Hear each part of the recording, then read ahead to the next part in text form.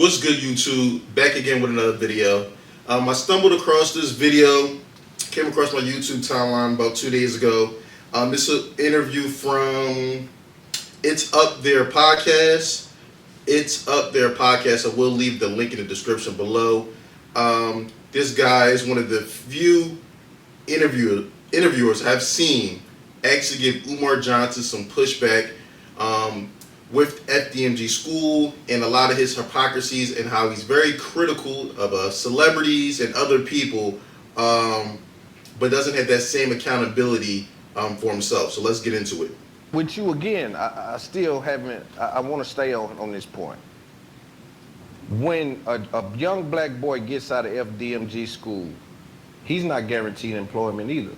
Yes, he is through us. Our graduates will get small business loans from the school itself. We're going to set them up. All right, brother. We got to pause it right there. Umar starts out. We're not even 10 seconds into the interview, and he's already lying. This is a man. Let's just think about this logically. Let me settle down and not get it too ahead of myself. Let's just think about this logically, folks. This man is telling you, you send your black boy, right, to FDMG, and when they graduate, he's going to have a business loan for them, right? He can't even get the school open, but yet we're somehow to believe he's going to have all these tens of thousands, as a matter of fact, it's going to be hundreds of thousands, if not millions of dollars to give to black boys for a startup loan. But he can't even get the building open. Not alone maintain the building and all the operational costs that come along with it. He can't even get the school open, and he's had these buildings since February of 2019. Now, if they want to go to college, we will support that. I'm not saying no child should go to college. You're going to give every kid a small business loan. That's our plan. That's absolutely. How do you plan on getting that done? We have a plan for that. Again, shout out to this brother. He actually gave Umar pushback in this interview.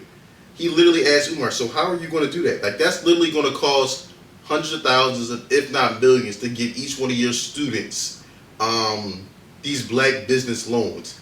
He would, I mean, come on. We got a nice plan. Yeah, see? No. You got to drill that down. And I got some celebrity friends. I ain't calling no names. Yeah. But I got some multi-millionaire celebrity friends who y'all know who said when I need them, they're going to be there for me after the school opens. They want to see the school open. So I'm going to pick up the phone. Again, this makes no sense. So now Umar, he pressed them on him. He didn't really have an answer, so he made up a lie on the spot that he has these celebrity friends that are willing, are at the beck and call. As soon as he gets FDMG open, and these young boys go on to graduate, they're going to financially back these loans that Umar is talking about. If they had this much faith in Umar, why wouldn't they just give some money so he can actually get the school open? Again, like I said, this is another example of how Umar just makes up lies off the top of his head. This reminds me of when Umar was doing a live on his Instagram, and a gentleman called up and asked him about the school, and he asked him about the curriculum and what classes he would have and teachers and so forth. And Umar told him, "Yeah, I got a hell of a STEM team." Umar literally makes this stuff up at the top of his head, man. But yet his supporters actually believe that this school is going to come to fruition. Phone and reach out and tap on some of them brothers. Because that's going to be a hard thing. I mean, I guess for me, it's the same thing you're asking Steve Harvey to do with Kamala. You're asking him to say, hey, what do we get? What's going on? What are you doing for black people? I'm asking you that. Hey, if a black boy goes to your school, he's not guaranteed work. You gotta answer for that. Well, he's not guaranteed work, but we have business loans. Not only is he not guaranteed work, you got to understand FDMG won't be accredited. So which means when you graduate from there, if in this fantasy world it ever opened up, you would literally, it would mean nothing. You wouldn't be able to go, you wouldn't be able to apply to college. You would literally have to get a GED. This school will not be accredited. Absolutely. And so at some point I do want to get into that, maybe not now, whenever you iron out those details. But you can't confuse us providing our graduates with a business startup grant with an elected representative wanting votes without giving anything in exchange. That's Well, they're giving the same promise that you give. No, it's completely different because. Yep. All empty promises, all talk. It sounds good, but when it's time to deliver, it won't happen. One's job is to represent the needs of the people. You understand? Our job is to educate our children. And as part of that education, we're going to provide them with those business startups when they graduate. We're not obligated to do it. She's obligated to represent the people. Yeah, it's but two different things. Right, but one is an independent. You just told me you were obligated, though. You said you just told me my ancestors. Oh, well, it don't matter why you're obligated. Yes, it does. No, hell no. Yes, it does. Listen, because if I get arrested, it don't matter. We both get arrested. We both are arrested. All right, so listen. Help me understand. If you're dribbling the ball behind your back, passing it off to Luke Skywalker, you're going to alley-oop to Moses Malone. This tech that you see with Omar here coming up with this outrageous example, this is his way of deflecting.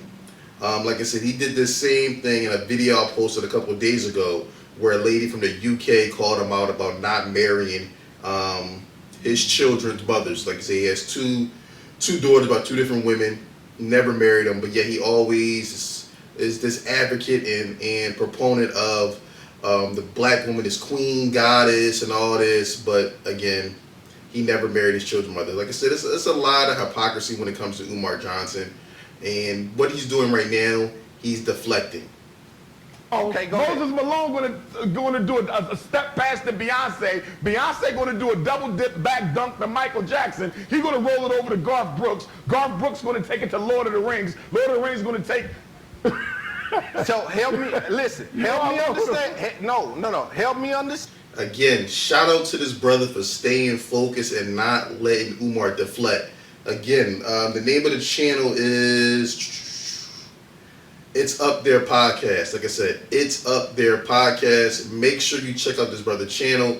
This is one of the few and only interviews I've seen where Umar actually gets some actual pushback. And you see, when you actually challenge Umar when it comes to FDMG, he folds up. Let's bring it back. Help me understand. You're giving promises. Kamala is giving promises. To children who graduate from the school. That's completely different from being the president of the United States of America. See, you keep giving me job titles. I'm talking about intentions. I don't care about job titles. Okay. You're telling me that you just told me 5 minutes ago, I have a certain barometer because of my ancestors. I'm obligated to stand out on the hill and get these institutions done. Right? You just told me that. Then the next sentence you just told me, well, I'm obligated for a different reason. I'm not obligated because this in the same way that Steve Harvey is. Our students, right, we're starting with 2nd through 4th grade. We won't have a graduating class for 12 years. Kamala Harris. This man Umar is a master deflector. Master at always trying to buy time and kick the can down the road.